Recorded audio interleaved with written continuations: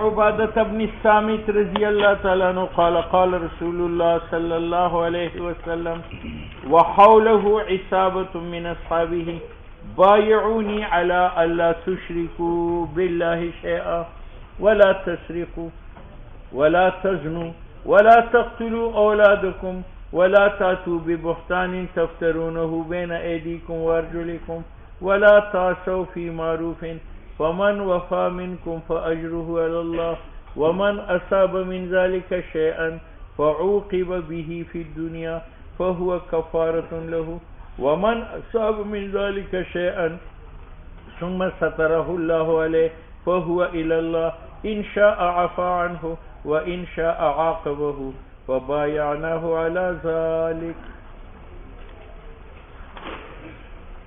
عباد ابن صامت رضی اللہ تعالی عنہ قال فرماتے ہیں قال رسول اللہ صلی اللہ علیہ وسلم کہ فرمایا رسول اللہ صلی اللہ علیہ وسلم نے اس حال میں وحولہ کہ آپ کے ارد گرد عصابۃ ایک مضبوط جماعت تھی صحابہ کرام سے.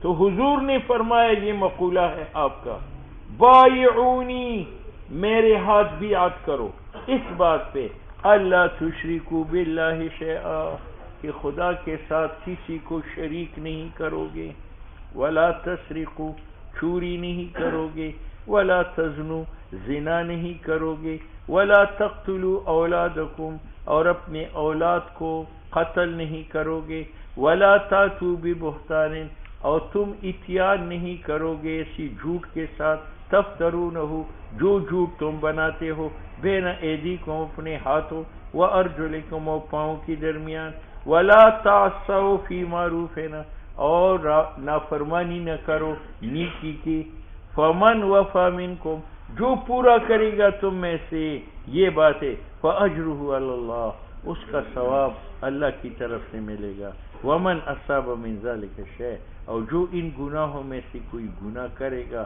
زنا کرے گا چوری قتل کرے گا بہتان لگائے گا فعوقب به فی الدنیا اور اس کی سزا اس کو دنیا میں ملی فہو یہ دنیاوی سزا کفارۃ لہ یہ گناہوں کی معافی ہے ومن اصاب من ذلک شیء اور جو ان گناہوں میں سے کوئی گناہ کرے گا ثم سترہ اللہ علیہ پھر اللہ اس پر پردہ ڈالے گا فہو الی اللہ مرنے کے بعد وہ خدا کے سپرد ان شاء عفا عنہ اگر چاہے آخرت میں بھی معاف کرے گا وان شاء عاقبہ اگر چاہے تو اس کو عذاب دے گا فبایعناہ علی ذلک ہم نے حضور کے ہاتھ بیعت کی اس بار.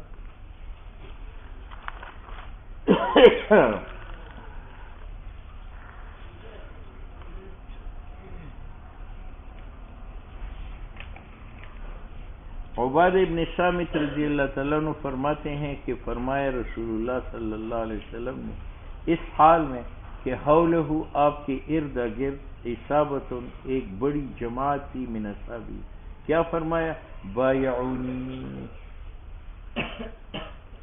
میرے ہاتھ بیعت کر. بیعت کی اقسام ہیں.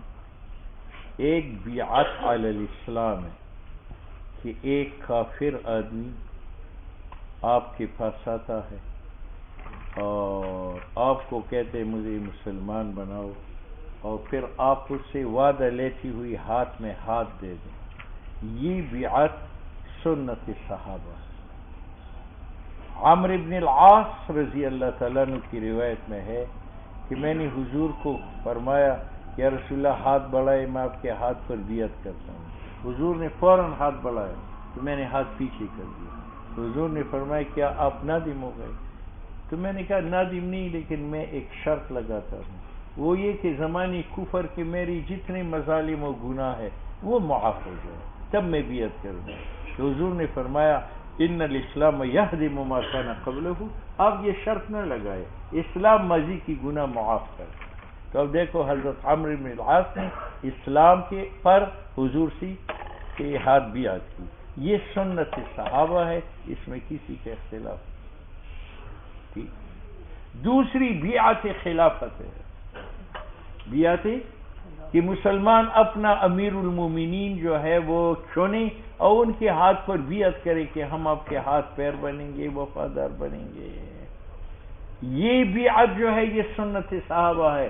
تمام صحابہ نے ابو بکر صدیق کے ہاتھ پر، پھر حضرت عمر کے ہاتھ پر، پھر اس کے بعد حضرت عثمان، پھر اس کے بعد حضرت علی کے ہاتھ پر بیعت کر چکے تھے.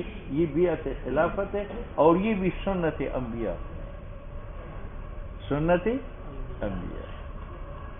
ایک بیعت علی الجہاد ہے کہ آپ امیر کمانڈر کے ہاتھ بیعت کرتے ہیں کہ ہم بھاگیں گے نہیں، بکیں گے نہیں، جھکیں گے نہیں، گردن کٹائیں گے اسلام کی خاطر. یہ بیعت علی الجہاد ہے. یہ بھی سنت صحابہ ہے.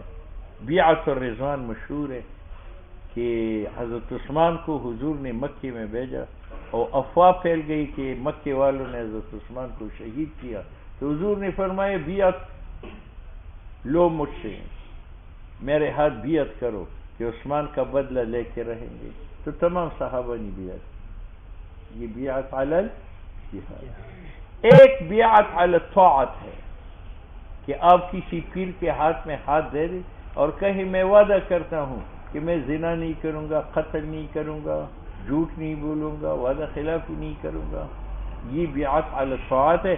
اس کا ذکر ہے بایعونی علی الا تشرکوا باللہ شیئا.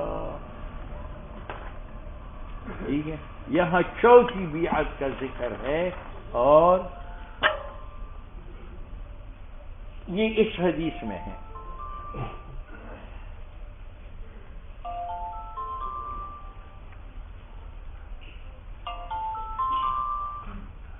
السلام علیکم. وعلیکم السلام.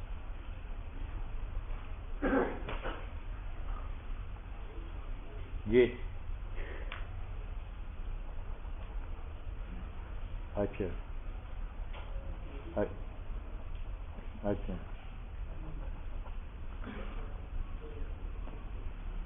کہاں؟ لانگری والی میں ہے. اچھا اچھا. تو 11 بجے تشریف لائے، 11 بجے تک میرے اسباق ہیں.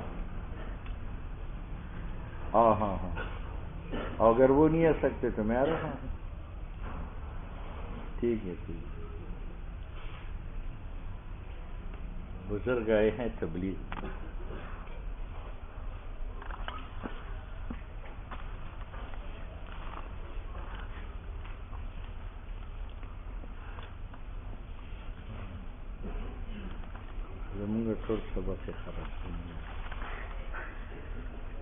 الا اللہ تشرکوا باللہ شیئا.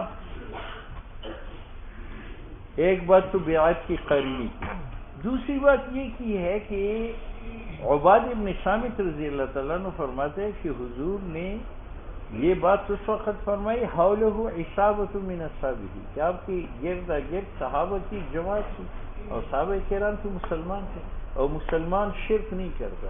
تو حضور کیوں فرماتے ہیں اللہ تشرکوا باللہ شیئا؟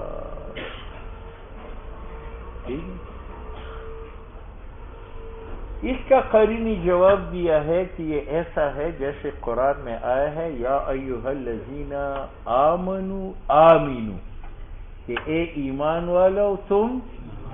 تو ایمان تو ہے، پھر آمنو کا مطالبہ یہ تحصیل حاصل ہے. تحصیل. تو وہاں مفسرین جواب دیتے ہیں کہ اس کا معنی یہ یا ایھا الذین آمنوا استقیموا علی ایمانکم، اس ایمان کو چھوڑو نا، اس پر قائم دائم رہو.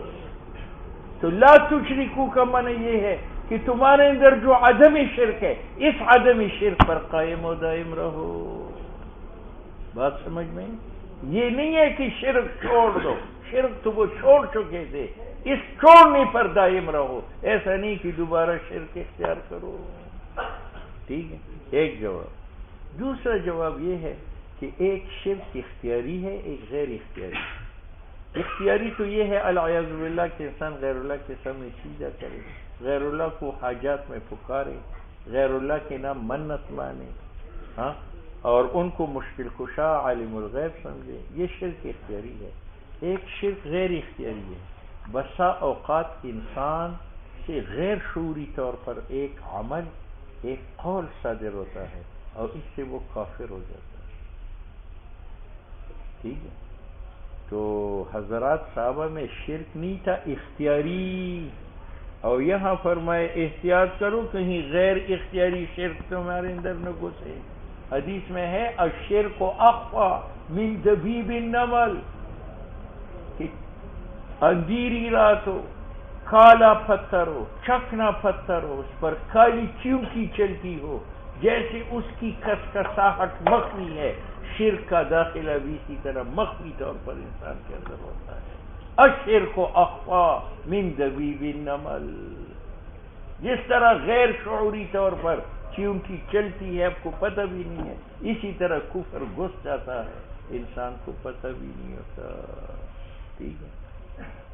اس لیے فقہا لکھتے ہیں کہ جو لوگ مجلس میں بیٹھ کر علماء کا مذاق اڑاتے ہیں، ایک دوسروں کو سرانوں کے ساتھ پھینکتے ہیں، لیٹتے ہیں، ہنستے ہیں، دین کا مذاق اڑاتے ہیں، وہ سب نکاح ٹوٹ جاتی ہے، دار اسلام سے خارج ہوتے ہیں۔ حالانکہ ان کو پتہ نہیں ہے کہ ہم کافر ہو گئے، وہ کہتے ہیں ہم تو مذاق کرتے ہیں، لیکن مجلس میں علماء کا مذاق ہنسنا یہ انسان کافر بناتا ہے۔ تو یہاں لا تشرکوا باللہ شیئا کا معنی یہ ہے کہ کہیں غیر شعوری طور پر شرک تمہارے اندر گھسے نا، چوری مت کرو، زنا مت کرو، ولا تقتلوا اولادکم،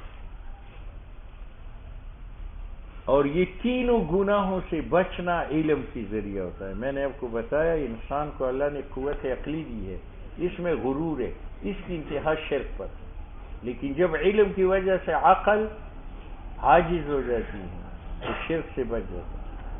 دوسرا انسان کے اندر قوت شہوت ہے، اس کا معراج زنا ہے، لیکن جب انسان علم کا پانی شہوت پہ ڈالے تو وہ اعتدال پر آ جاتا ہے، تو زنا سے بچ جاتا ہے۔ تیسری قوت انسان کے اندر غضب و غصے کا ہے، اس کی انتہا قتل پر ہے۔ علم انسان کے ساتھ ہو تو غصہ دبا رہتا ہے، ہاں تو شرک سے بھی بچتا ہے، زنا سے بھی بچتا ہے، قتل سے بھی بچتا ہے۔ والذین لا يدعون مع اللہ الہا آخر ولا يقتلون النفس التي حرم اللہ الا بالحق ولا يزنون، ٹھیک ہے، یہ تین ٹکٹ ملے آپ کو علم کی وجہ سے، تو گئے کہ علم سبب ان ٹکٹوں کا، ٹکٹ سبب جنت کا، تو علم سبب کس کا؟ جنت کا۔ اس لیے امام رازی نے فرمایا ہے کہ ذالک، یہ جنت لمن خشی رب، خاشعین کے لیے ہے، یہ صغرا، اور انما یخشی اللہ من عبادہ جمیعۃ العلماء اسلام، تو نتیجہ دیتا ہے ذالک لجمیعۃ علماء اسلام، باقی سب جہنم۔ بات سمجھ میں آ گئی؟ اس نے صغرا کبرا بنایا، ذالک یہ جنت لمن خشی رب، خاشعین کے لیے یہ صغرا، اور انما یخشی اللہ من عبادہ جمیعۃ العلماء، جمعیت کا لفظ زائد نہیں، علماء جمع ہے یا نہیں؟ تو ذالک لجمیعۃ، جلدی جلدی شامل ہو جاؤ ورنہ بیڑا غرق ہو جائے۔ دیکھو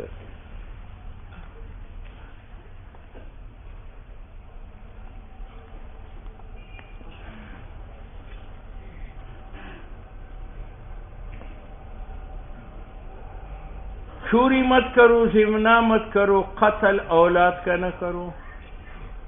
قتل اولاد کے اسباب دو تھے،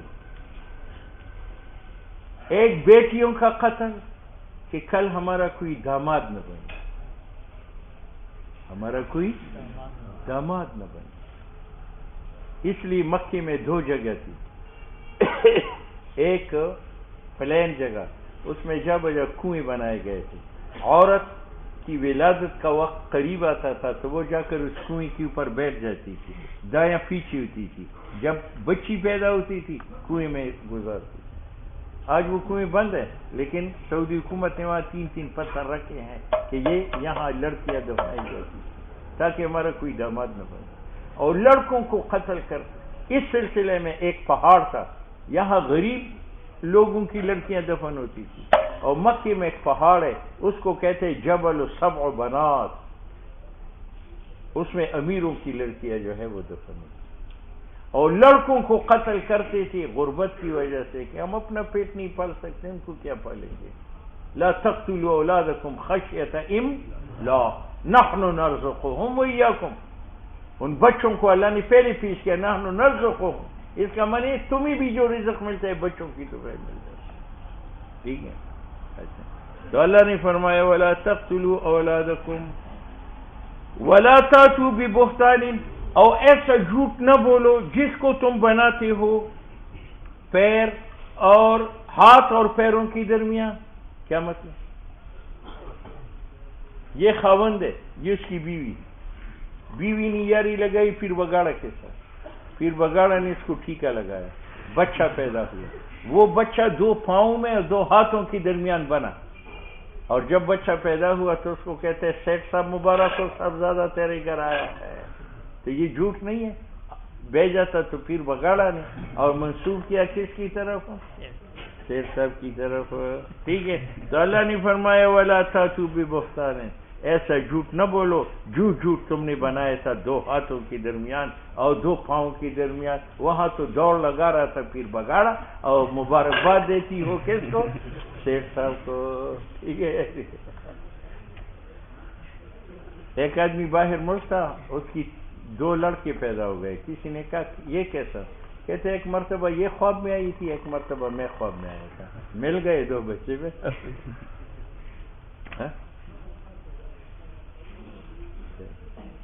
وَلَا تَعْصَوْا فِي مَعْرُوفٍ، نیک بات کا انکار نہ کرو. یہ نہیں ہے کہ امیر آدمی جھوٹ بھی بولے آپ کہتے ہیں سچ ہے، اور غریب تبلیغی آپ کو خدا رسول کی بات کہے آپ کہتے ہیں یہ غلط ہے. یہ نہ کرو، معیار مال کو نہ بناؤ. غریب آدمی ہو لیکن دین کی تبلیغ کرے آپ کہتے ہیں اس سے بڑی حقیقت نہیں. امیر آدمی جھوٹ بولے تو ہمارا کی وجہ سے اس کو سچ نہ کرے. امیر اگر کہے 2 ضرب 2 حاصل 5 تو آپ مانیں؟ اگر تبلیغی کہے 2 ضرب 2 حاصل 4 آپ اس کے انکار کر سکتے ہیں؟ غریب کے کہنے سے سچ جھوٹ نہیں بنتا، اور امیر کے کہنے سے جھوٹ سچ نہیں بنتا. اللہ نے فرمایا آدمی کو نہ دیکھو، اس بات کو دیکھو جو وہ کرتا ہے.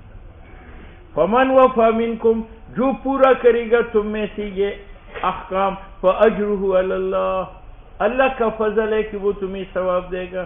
ومن اصاب من ذلک شیء، اور جو ان گناہوں میں سے کوئی گناہ کرے گا فعوقب به، اس کا بدلہ دیا جائے اس کو دنیا میں، کفارۃ لہ. اس مسئلہ میں اختلاف ہے کہ ایک آدمی نے زنا کیا اور اس زانی کو سنسار کیا گیا تو زنا معاف ہوا یا نہیں؟ امام شافعی فرماتے ہیں معاف ہے، امام مالک کہتے ہیں معاف ہے، امام احمد ابن حنبل فرماتے ہیں معاف ہے، آخرت میں زنا کی سزا نہیں ہے. امام ابو حنیفہ رحمہ اللہ فرماتے ہیں نہیں، وہ مفوض اللہ ہے، انشاء عفا و انشاء کرا. یہ دنیا میں جو پتھر لگے یہ تو انسانی عزت لوٹنے کے بدلے میں لے، اور وہ انسان خدا کی ملکیت ہے، خدا نے اپنے ملک کا بدلہ بھی نہیں لیا، وہ اللہ کی مرضی ہے، چاہے معاف کرے چاہے دے دے. ائمہ ثلاث اس آیت سے استدلال کرتے ہیں جو ان گناہوں میں سے کوئی گناہ کرے گا فعوقب به فی دنیا، اور ان کو سزا مل جائے دنیا میں، فہو کفارۃ لہ، دنیاوی سزا اس کے لیے کفارہ ہے. ٹھیک ہے. تو دنیاوی سزاؤں کو وہ مکفرات سمجھتے ہیں، امام صاحب دنیاوی سزاؤں کو ساترات سمجھتے ہیں، یعنی پردہ پڑ گیا سزا ملی، باقی گناہ معاف نہیں ہے.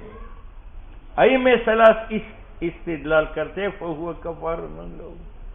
امام صاحب اس روایت کا جواب دیتا ہے کہ عوقبہ سے مراد سنساری حدود نہیں ہے کہ زانی کو حد لگ جائے، قاتل سے قصاص لیا جائے، چور کا ہاتھ کٹ جائے، شرابی کو کوڑے لگ جائے، یہ سزا مراد نہیں ہے. عوقبہ سے مراد ہے جسمانی بیماری. ایک آدمی نے زنا کیا، وہ بیماری میں مبتلا ہوا، غربت میں مبتلا ہوا، پریشانی میں مبتلا ہوا، تو بیماری اور سی گناہ جڑ جاتے ہیں. تو اس سے مراد حدود ہے یا جسمانی تکلیف ہے؟ بات سمجھ میں آ گئی. ومن اصاب من ذلك شيئا، اور جو ان گناہوں میں سے کوئی گناہ کرے گا، اور ثم سترہ اللہ، پھر اللہ اس پر پردہ ڈالے گا، یعنی کسی کو پتہ نہ چلنے دے، فہو الی اللہ، وہ خدا کی سپرد ہے، ان شاء عفا عنہ، اگر چاہے آخرت میں بھی معاف کرے گا، اور ان شاء عاقبہ فبیانہ ولا ذلک۔ اس مسئلہ میں اختلاف ہے کہ ایک آدمی زنا کرتا ہے، چوری کرتا ہے، تو اس کے لیے سزا واجب ہے یا نہیں ہے؟ تو معتزلہ کا اور خوارج کا مذہب یہ ہے کہ عقاب عاصی کا واجب علی اللہ ہے، خدا پر واجب ہے کہ زانی کو آخرت میں سزا دے، چور کو سزا دے، شرابی کو سزا دے، عقاب العاصی واجب علی اللہ۔ اہل سنت والجماعت جو ہمارے ائمہ اربعہ ہے وہ فرماتے ہیں رحمہم اللہ کہ عقاب عاصی کا واجب علی اللہ نہیں، اور نہ ثواب تبلیغی کا واجب علی اللہ ہے۔ تبلیغی کو اللہ ثواب دے گا اپنے فضل سے دے گا، اور عقاب عاصی کا واجب اللہ نہیں ہے۔ اللہ چاہے ویسی معاف کر سکتا ہے اور چاہے سزا بھی دے سکتا ہے۔ اہل سنت یہاں سے استدلال کرتا ہے ان شاء عفا عنہ و ان شاء عاقبہ۔ بات سمجھ میں آ گئی؟ تو یہ اہل سنت کی دلیل ہے۔ فبایعنہ علی ذلک، ہم نے اس باتوں پر حضور کے ہاتھ بیعت کر، متفق علیہ۔